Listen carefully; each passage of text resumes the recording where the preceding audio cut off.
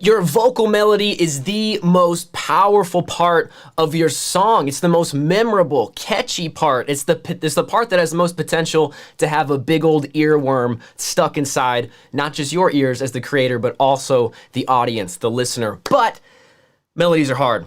They're super tricky. They're not easy to do. So today what I want to do is go over a framework so that you know how to approach melodies. This is Songwriting for Beginners. This is a series that we're going to be talking about all the different parts of creating a song, especially if you're doing it by yourself in just your own home studio.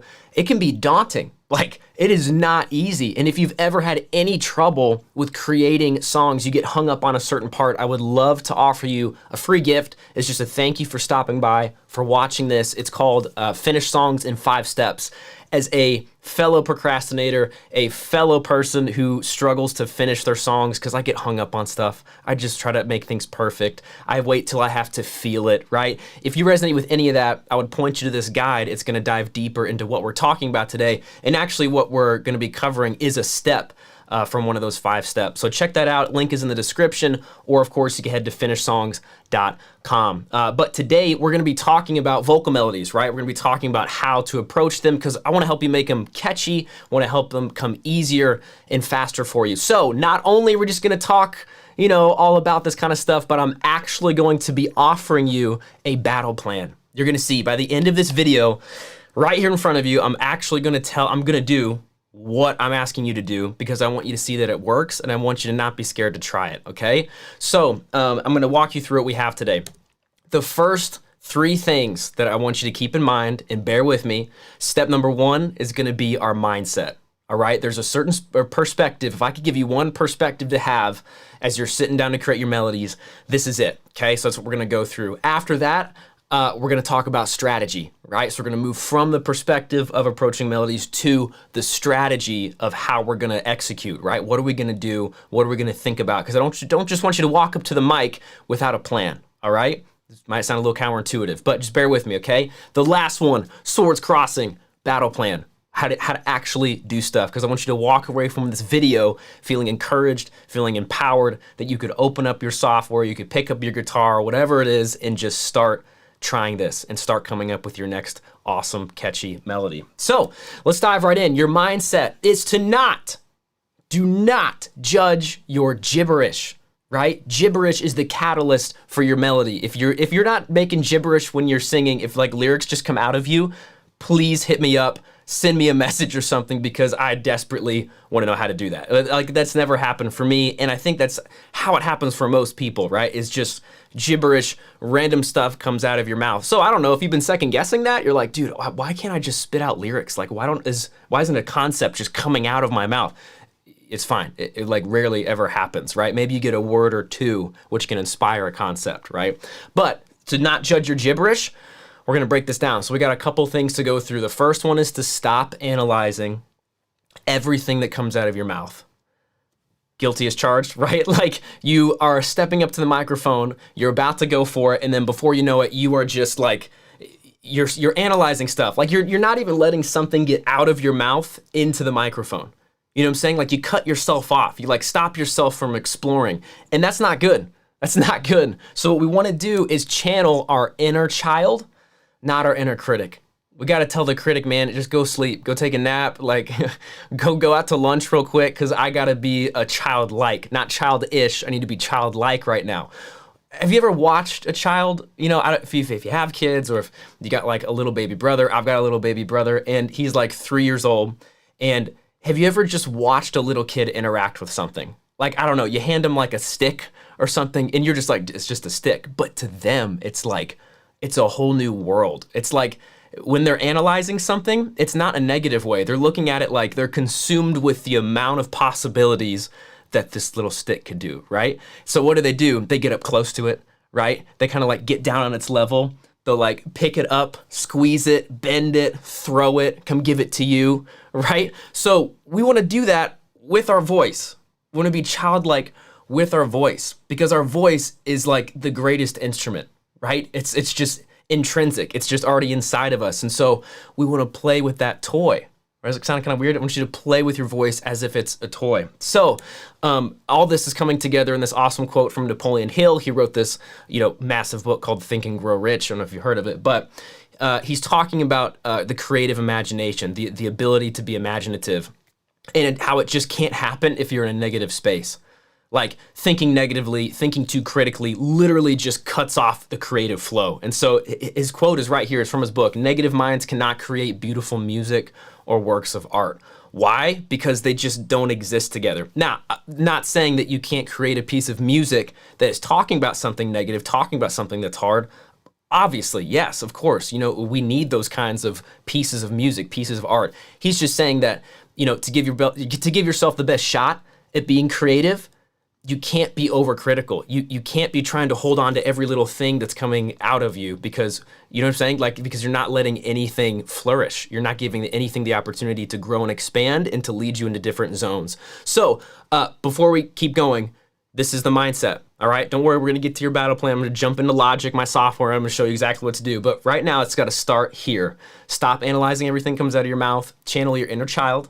Tell the critic to go take a nap. And remember that a negative mind is just not conducive to the most creativity that you could have. Okay, so here we go. Moving on to strategy. Thinking in zigzags. All right, I want you to do zigzags on your vocal takes. What in the world am I talking about? Okay, I don't know if you are into sports or not.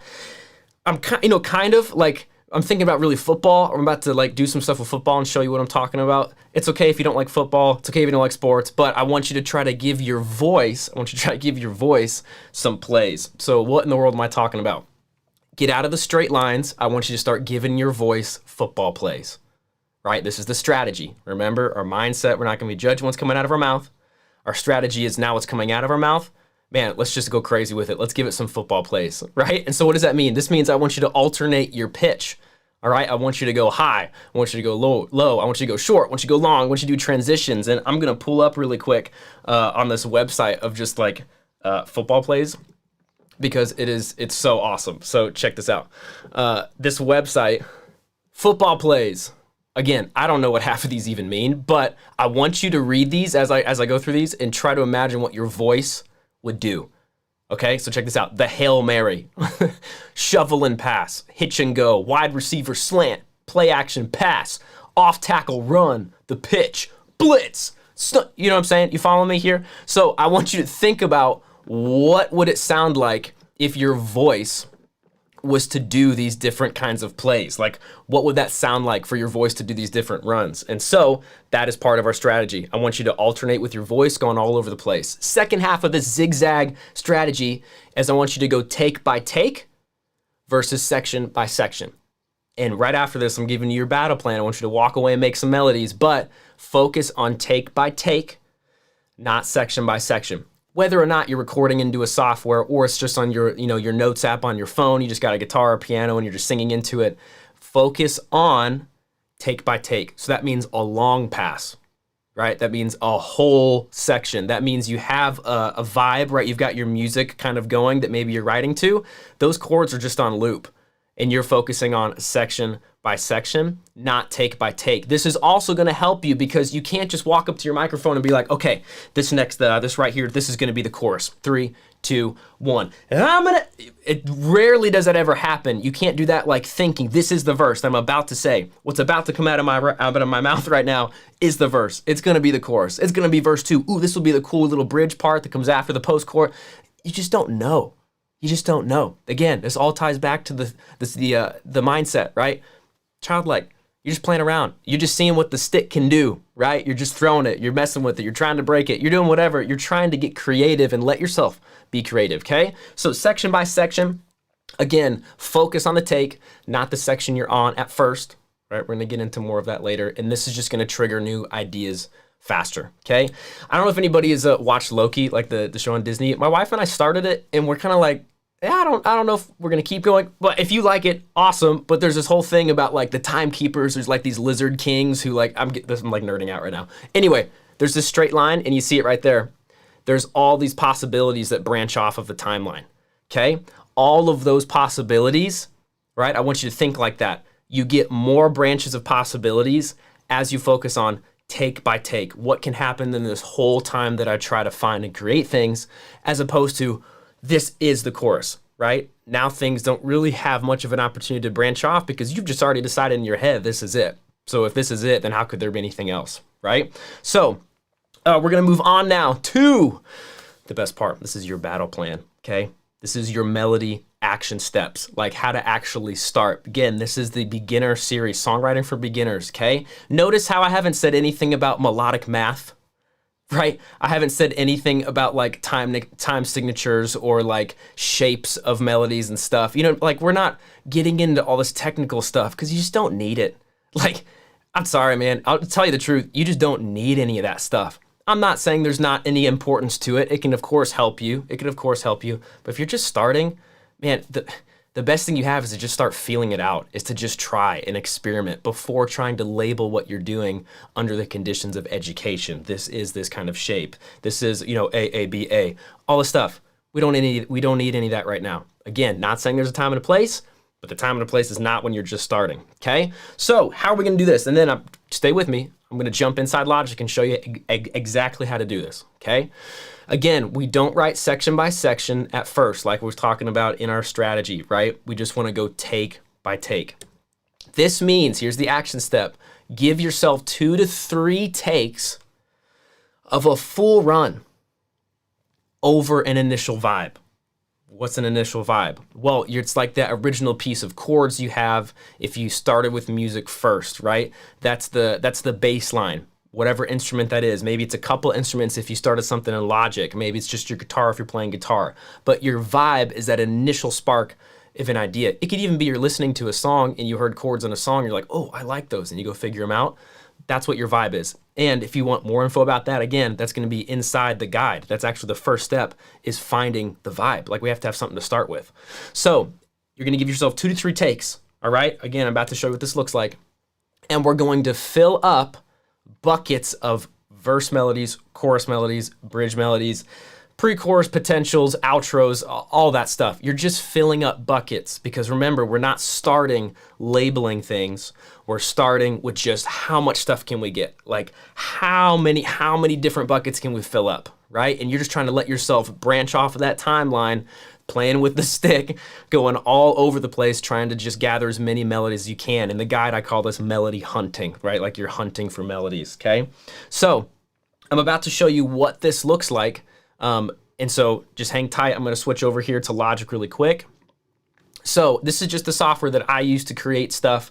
Of course, you know, if you're just on your phone, you can do this. Your instrument, your chords you're playing, they're just on loop, okay? But I'm inside my software right now. So what does this look like? I've got this section right here, okay? What I just highlighted is my vibe, and I'll just play like a quick little clip of it real fast.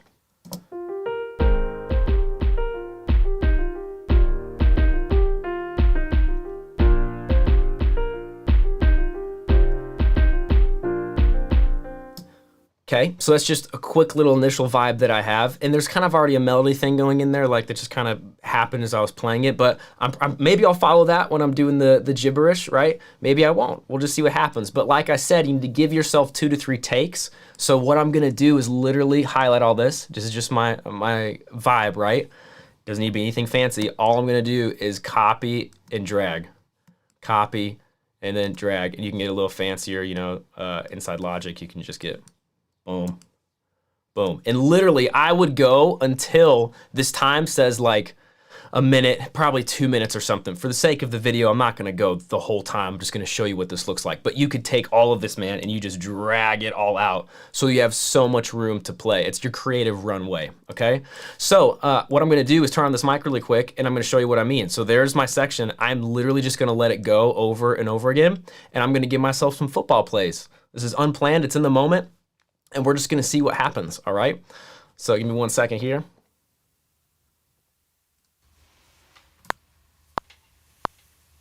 All right. I've been telling you what you're waiting for, and nothing that yeah, everything you're waiting for.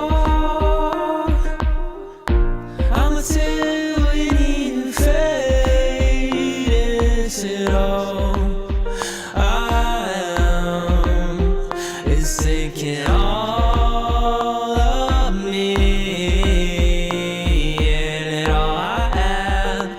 and everything they're waiting for. I could tell you what you wanted fast. I could tell you what.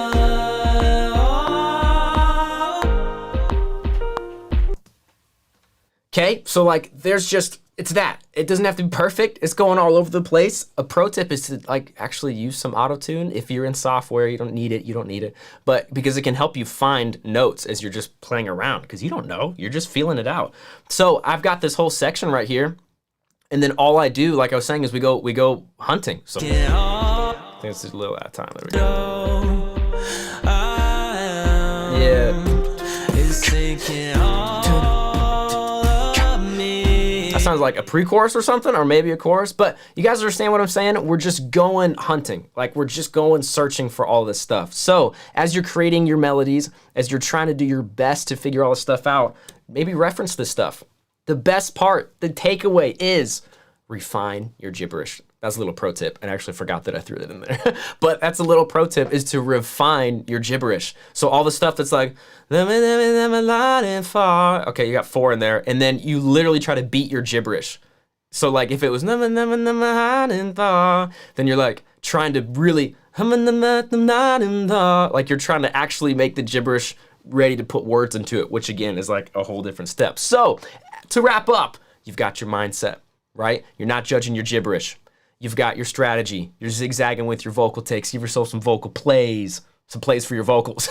And then your battle plan, your strategies inside your software, inside your phone, or whatever it is that you're using to record your ideas. You go for this. You just loop. You just loop. The music's on loop, and you're just playing and catching, and you start to categorize all these different parts into different buckets: verses, choruses, bridges, pre-choruses. And then after that, all you're doing is you're playing with them. You're deciding, I like that one, I like that one. And then you refine your gibberish. And then you're primed for, if you already had a concept going, to start writing and plugging in your lyrics. Or if you already had lyrics, now you have like more solid gibberish to place those lyrics into. And again, that's all part of another step. And if you're interested in those kind of steps, you just want a deeper dive, check out the guide. And it's just Finished Songs Guide in 5 steps. And it's the 5 steps. This was one of them, right? Finding your melody. So you could take it a step further and maybe get even more context on how the step fits into stuff. So if you need some help, I would recommend that. Otherwise, you could check out one of the other videos in the series, Songwriting for Beginners. Leave me a comment if you have any questions, of course, and we'll see you guys next time.